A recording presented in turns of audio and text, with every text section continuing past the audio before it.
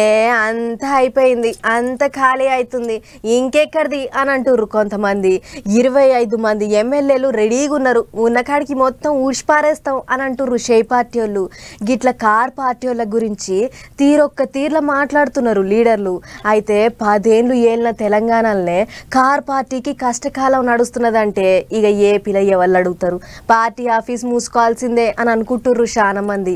కానీ అట్లెట్లయితుంది? నేనున్న ఏపీల కార్ పార్టీని గెలిపిస్తా అని అంటుండు ఓ లీడరు. మరి ఆయన కథ ఏందో ఒకసారి చూసేద్దాం పారి. కేసీఆర్ పని అయిపోయింది.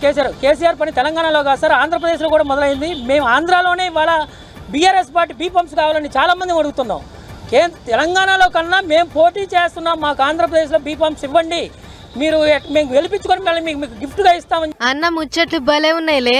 ఏపీలో షురువైందట కేసీఆర్ సార్ హవా. బీ ఫామ్ లో ఇయ్యుర్రి, ఏపీలో గెలిచి చూపిస్తాం, గెలిచిన సీట్లు కేసీఆర్ సార్ కు బహుమతి లెక్కన ఇస్తామని అంటుండు. కేటీఆర్ గారిని కంపల్సరీ ఆంధ్రప్రదేశ్ విజయవాడ సెంట్రల్ నియోజకవర్గానికి మాత్రం ప్రచారానికి తీసుకొస్తాను.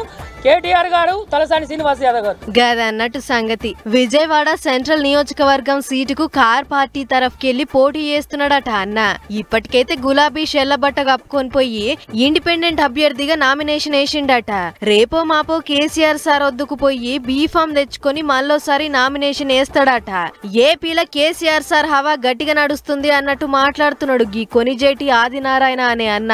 తెలంగాణలో ఉన్న ఏపీ పబ్లిక్ కు కార్ పార్టీకి ఎగవడి ఓట్లేసినప్పుడు ఏపీలో ఉన్న పబ్లిక్ ఎందుకేయ్యరు అని అంటుండు. ప్రచారానికి కేటీఆర్ సార్ ను పిలుస్తాడట, తలసాని సార్ ను పిలుస్తాడట, హల్చల్ చేస్తా అంటున్నాడు. ఓ దిక్కు ఏపీలో కార్ పార్టీకి పెబ్బలెక్క పనిచేస్తున్న తోట చంద్రశేఖర్ సారే ఎక్కడ కానొస్తలేడంటే గీ అన్న మాత్రం హార్డ్ పూట్ అంటుండు. కార్ పార్టీని గెలిపిస్తానంటుండు. గమ్మత్తే ఉన్నదనుకుంటుర్రు గీ ముచ్చట చూసిన పబ్లిక్.